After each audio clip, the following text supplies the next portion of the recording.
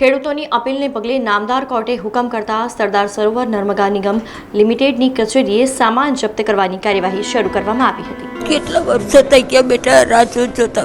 30 વર્ષથી ફિલ્ડિંગો ભરીએ છે. ઘણી પડી છે તકલીફ તો બાપા, કારણ કે ઘરનું માણસ નહીં બેટા.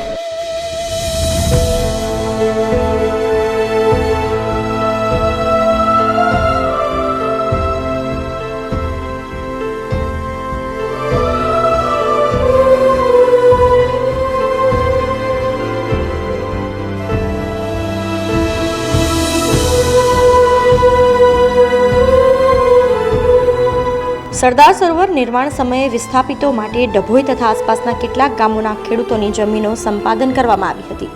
ત્યારે જમીન સંપાદન થતાં ખેડૂતોએ વળતર માટે નામદાર કોર્ટ દ્વારા ખખડાવ્યા હતા.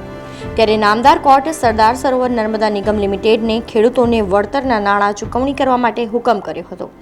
જોકે હુકમ બાદ પણ ખેડૂતોને વળતરના નાણાં ન મળતા તેઓએ અપીલ કરી હતી, જ્યાં વારંવાર અરજીની લાંબી લડત બાદ ખેડૂતોએ નામદાર કોર્ટમાં ચલ મિલકત જપ્તી માટે રજૂઆત કરી હતી. ત્યારે નામદાર કોર્ટે ચલ મિલકત જપ્તીનો હુકમ કર્યો હતો. કેટલા વર્ષો થઈ ગયા બેટા રાહ જોતા. આ મમતા કેટલી રહી છે.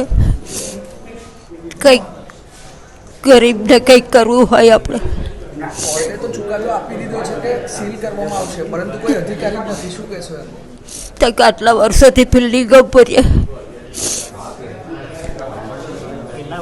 કેટલા વર્ષ થઈ ગયા? કેટલા ધક્કા ખાવા પડ્યા? ભાઈ આજે 30 વર્ષથી ફિલ્ડિંગો ભરીએ છે.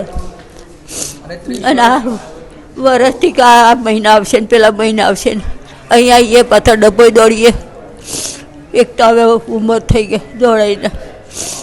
કેટલી તકલીફ પડી આટલા વર્ષે? ઘણી પડી છે તકલીફ તો બાપા, કારણ કે ઘરનું માણસ નહીં બેટા. છોકરા તારી જોડે રહેવાનું, તું હરખી રીતે રાખે બહુ. કાલે કહે છે તારી મને લાગણીમાં પૈસા મળવા છે. ભાઈ શું લાગણીમાં? તો આજે તમે આવ્યા છો, કોઈ અધિકારી જ નથી. શું કહેશો? હા, કોઈ અધિકારી જો મળ્યા જ નથી. હું વાત કરવાની. કેટલા વર્ષથી રાહ જોવી પડી? લગભગ 30 વર્ષ થઈ ગયા, 30-32 વર્ષ.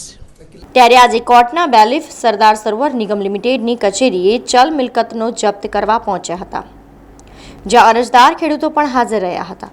આ દરમિયાન ખેડૂત વૃદ્ધની આંખમાં આંસુ આવી ગયા હતા, જ્યાં તેમણે 30 વર્ષની લડત બાદ આ પરિણામ આવ્યું હોવાનું જણાવ્યું હતું. સરદાર સરોવરની ડૂબમાં જે જમીનો જે ખેડૂતોએ ગુમાવી એના વિસ્થાપન માટે ડભોઈ તાલુકાના આજુબાજુના 6-7 ગામમાં 1989માં જમીન સંપાદન કરવા માટે આવેલા. એમાં અકોટા, સિમડિયા, અકોટા, પંસોલી, ડભોઈ, ઢાલનગર, કુકડ, વટવાણા વગેરે ગામના ખેડૂતોની જમીન આ લોકોએ 1991માં 23,000 રૂપિયા કિંમત નક્કી કરીને લીધી. અને 2004 પછી 2019માં એનો ચુકાદો આવ્યો અને એ આખી અપીલ અમારી રિજેક્ટ કરી. એટલે એ રિજેક્ટના લીધે અમે લોકો હાઈકોર્ટમાં ગયા અને હાઈકોર્ટે 2023 માર્ચમાં ડાયરેક્શન આપ્યું નીચલી કોર્ટને કે ભાઈ આની કિંમત નક્કી કરવી. એટલે આખો કેસ ટ્રાન્સફર થઈને નીચલી કોર્ટ સિવિલ એસટી ડભોઈમાં આવ્યો અને ત્યાંના વિદ્વાન જજ શ્રી નીતાબેન ચોકસીએ ડિસેમ્બર 2023માં એની કિંમત નક્કી કરીને આપી. આજે ચુકાદો આવ્યા પછી 14 મહિના જેવા સમય થઈ ગયો. આજ દિન સુધીને 1 રૂપિયો ચૂક્યો નથી. એટલે નારાજ થઈ અને અમે અમારા કોર્ટને એવું કહ્યું કે ભાઈ હવે અમને તો જપ્તીનો હુકમ આપો.